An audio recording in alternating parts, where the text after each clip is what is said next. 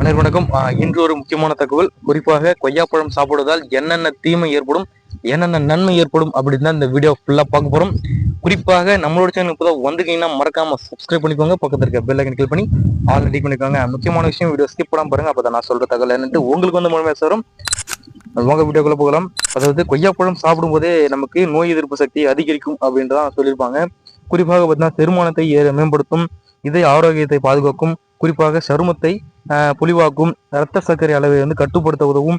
இதுல vitamin C, நார்ச்சத்து, potassium, anti ஆக்சிடென்ட்கள் நிறைந்துள்ளதால ஒட்டுமொத்த உடல் ஆரோக்கியத்திற்கும் நல்லதுன்னு சொல்றாங்க. குறிப்பாக மலச்சிக்கல், வயிற்றுப்போக்கு போன்ற பிரச்சனைகளை குறைப்பதற்கும் ஒரு அது பார்த்தீங்கன்னா இவ்வளோ பிரச்சனைக்கும் ஒரு தீர்வு காண்ற ஒரு பழமாக தான் கொய்யாப்பழம் இருக்கின்றது. குறிப்பாக கொய்யாப்பழத்தினுடைய நன்மைகள் பார்த்தீங்கன்னா நோய் எதிர்ப்பு சக்தி, குறிப்பாக அதாவது விட்டமின் சி வந்து நிறைந்துள்ளதால நோய்களை உண்டாக்கும் நுண்ணுயிரிலிருந்து உடலை வந்து பாதுகாக்குதுன்னு சொல்றாங்க. அதே போல செரிமான ஆரோக்கியத்துக்கு வழிவகுத்து, குறிப்பாக இதய நோயை வந்து வராத அளவுக்கு ஆரோக்கியமாக வைத்துக் கொள்கிறது.